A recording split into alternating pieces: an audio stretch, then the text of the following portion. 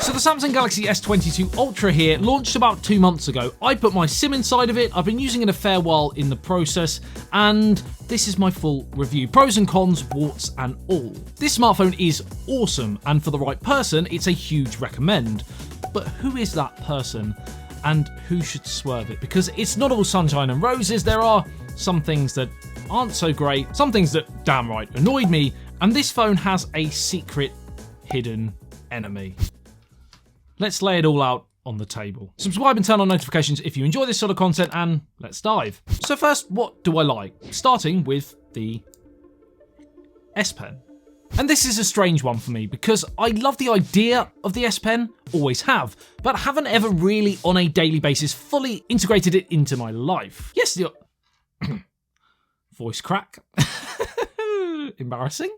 Yes, the odd signing session, not autographs of course, I'm nowhere near famous enough for that, but the occasional contract and odd selfie as well, using it when I want to appear as if I have a 24/7 personal photographer, and nifty features like Translate when travelling and Smart Select when needing to clip images and text to forward on. But I don't use it that heavily enough to necessarily miss it hugely when I move on to another smartphone without it.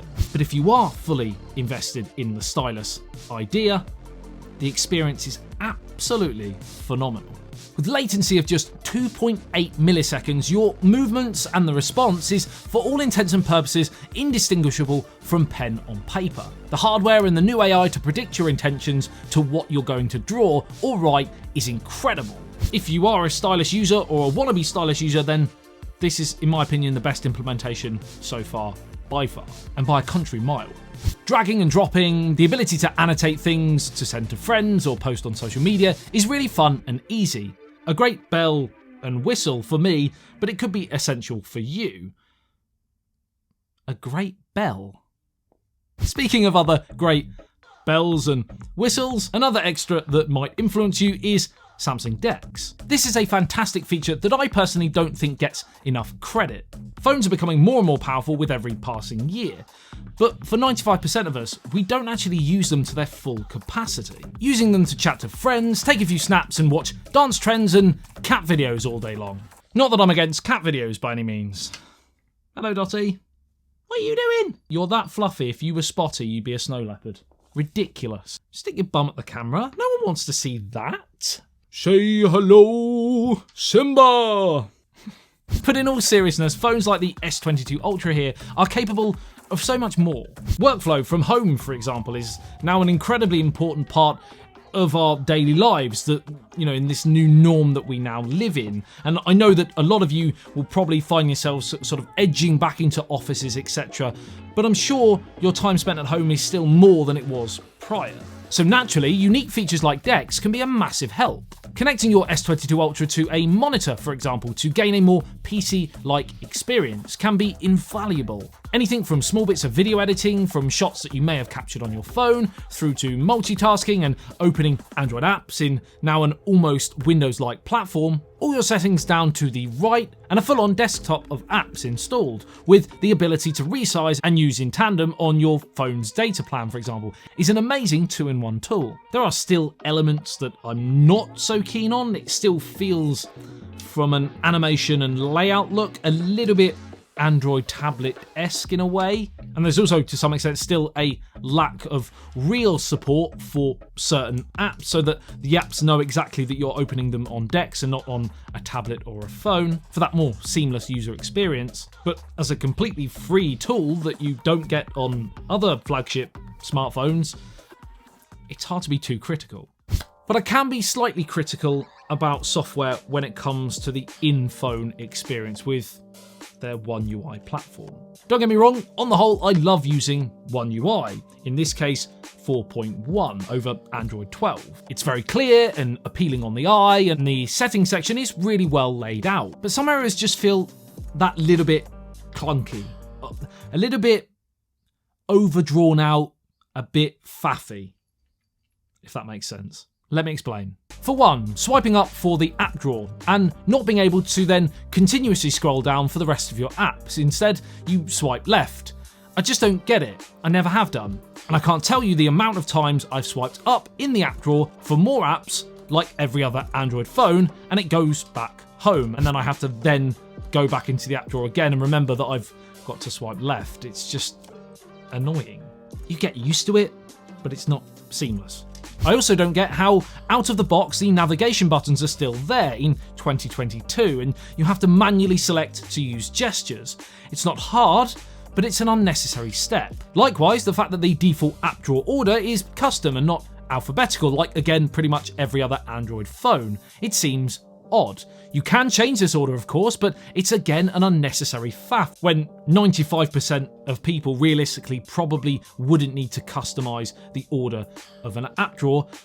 If it was so important that their apps were in a specific place, they would just have them already on the home screen and not buried in the app drawer. In my opinion, if you are that person, explain to me why it's not on your home screen if it's that important and it needs to be in a customized order. Yeah? And I can't help but feel that all of these additional customizations and additives to the software only could potentially add to the sometimes and very occasional jittery experience. Don't get me wrong, I've had many software complaints about many smartphones, most noticeably recently the Google Pixel 6 Pro, but I voiced those and I feel like I have to voice this. I do find, especially when running lots of things in the background, restoring WhatsApp files, updating apps, etc., there is a less than smooth feel. Also, I ran into a very bizarre episode where the screen went completely white and I couldn't get back anything visually, but apps would still launch if I tapped the screen. A simple restart fixed this, of course, but again, it happened, so I'm sharing it. Samsung phones are incredibly feature-rich, as you'll see later on in the video, for good, but this is an area where it's a little bit on the negative, and again, the bloatware is something that is very Samsung-esque, and again, we have almost clones of a lot of already available kind of stock Android apps, and I just wonder how many users of Samsung phones actually use these, and I wonder whether this time, effort and money could be spent better elsewhere for Samsung. But I've been a bit negative right there, so let's touch back on some of the things that I have to applaud this phone for, some of the things that I love. I love the fact that you can match the theme colours with your wallpaper for that really nice immersive feel. I love the fact that there is a guarantee of 4 years worth of software updates, which is pretty huge. And on a fundamental level, I love loads more elements of this phone, starting with the camera. While largely on the surface of things, it's an almost identical system from a hardware point of view to the S21 Ultra from last year, there have been some subtle changes that may make a drastic impact for you.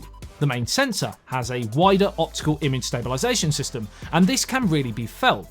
The camera feels so steady to use that even when you're snapping shots at 30 times zoom away, for example, it's not a laborious task at all to capture, it's just so stable. And on top of that, they have slightly upgraded these sensors so that those types of long distance zoom shots look sharper also. Like you wouldn't think in a million years that this photo was taken from a phone 30 times zoom away. Crazy.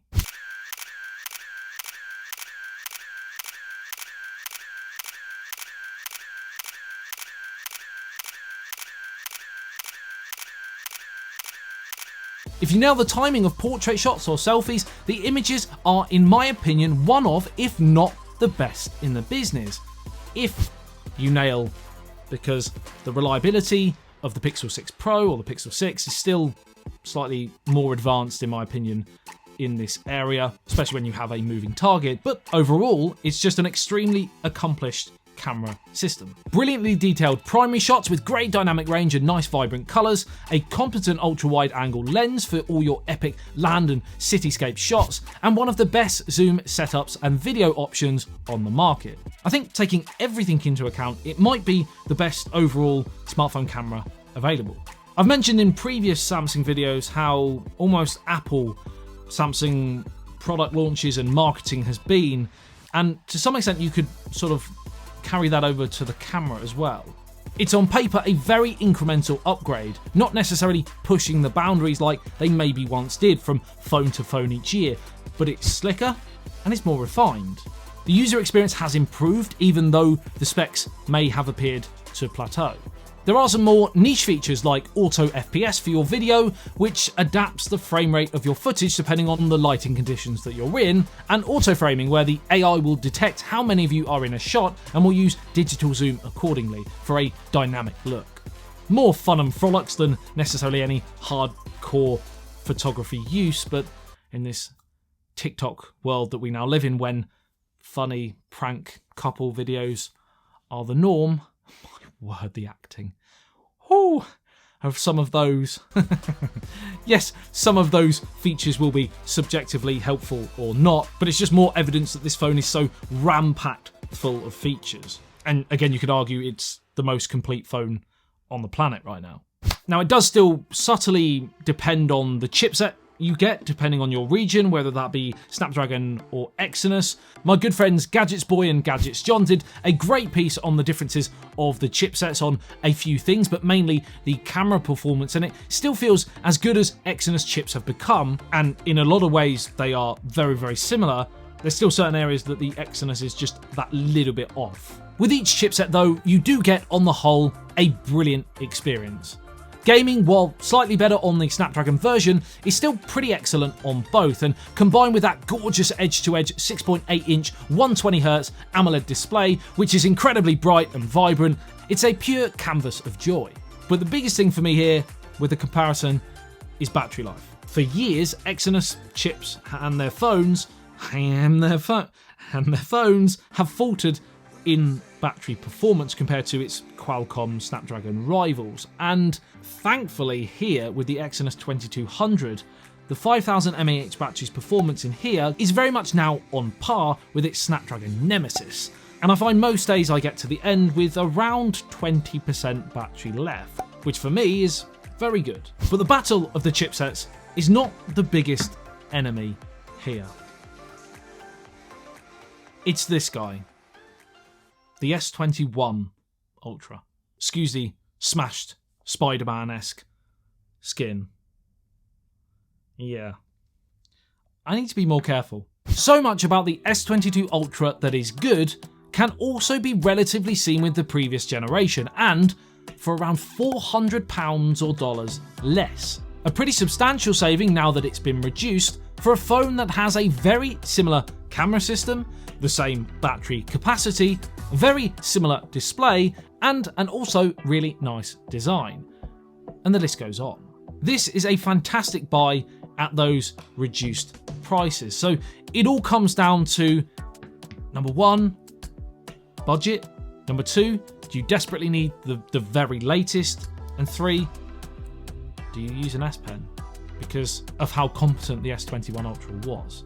If you're still not sure whether the S22 Ultra is the one for you, then check out some of my other videos on other flagship smartphones around right now that you might want to go for instead. Like the video if you enjoyed it and found it helpful, apparently it helps, and subscribe if you like this sort of content and want to see more next time I post. And let me know in the comments whether you think Samsung are the king of tech, or queen, or however you want to associate.